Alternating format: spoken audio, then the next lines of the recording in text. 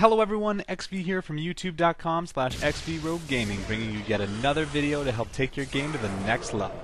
Congratulations to this week's winner, Gino Kang, for posting a suggested topic in the comments for last week's tutorial and being subscribed to my channel. This week's video is basic and geared towards new players. On my channel Monday, I'll be releasing the advanced guide to go with this one for players who really want to improve their game. This week's video is all about map awareness. Often I see players get ganked and blame teammates for the death because there was no missing call. While I do my best to always call missing, in reality it's everyone's responsibility to check the map and be aware of their surroundings and their position. When considering map awareness, there are two different aspects, the literal and the figurative, and two different purposes, defensive and offensive. The literal incorporates actively looking at the minimap, and the figurative refers to being able to interpret and infer enemy actions based on what you see. The literal aspect is easy to understand and only moderately difficult to train. To be useful, the minimap has to be able to provide you with information not otherwise readily available on screen. For the most part, this means planting wards, but can also include summoned units like Beastmaster's Hawk from Call of the Wild. Having the vision, however, is useless unless you bother to look. You need to make checking the minimap a habit. I like to use last hits as a benchmark/reminder. Every time I or my lane partner last hit a creep, I immediately check the minimap.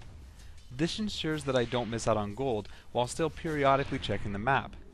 After a few games, this reminder will solidify as a habit. It's at this stage that we encounter the next point of failure. Interpreting what you see and trying to extrapolate the enemy's intentions is a relatively time-consuming and mentally taxing affair. So before moving on to the figurative stage in map awareness, I want to talk about the minimap checklist. The minimap checklist is a quick count of what you see that will tell you whether or not you need to actually commit more energy. I use a count method. This is where I assign a number for each lane equal to the number of enemies that are there. For instance, 2, 1, 2.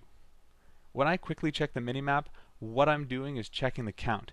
If I see 2 people top, 1 person middle, and 2 people in bottom, I know that everyone is present and accounted for. This keeps my checks incredibly brief and my attention in lane where it belongs. When the count is off, however, that's when the figurative elements come into play. Often, just checking the minimap can be enough. Spotting players behind the tree line or wrapping around behind you lets you know that it's not only a gank, but where it's coming from. But what about when it's not so obvious? Sometimes you won't have wards, or the wards you have aren't where you need them to be, not to mention Smoke of Deceit, which circumvents wards entirely. This is where player experience and skill begins to shine. The reality is that leaving your lane to gank is not economically viable unless you score a kill, and even then becomes less and less rewarding the longer you spend out of lane traveling or waiting to strike. Thus, it becomes safe to assume that missing players are heading to the closest possible gank spot. Take a side lane for instance. If an enemy is missing, there are really only 2 viable places for them to be. Either they're ganking middle, or they're backstabbing their own lane. At this point, the count is going to come up short, and thus prompts us to put more effort into our map awareness, specifically considering our position, especially if I'm actually in the missing lane, or middle in this example. A missing middle is a little bit more complicated, as it can roam to either side. Thankfully, there are only so many ways for heroes to navigate through the map, specifically the forest and the river. Assuming we don't have wards, what you want to do is take a moment to compare your position to where your enemy would be coming from. Generally, there will only be 1 to 2 viable exits into your lane. It's at this point that we begin to lean.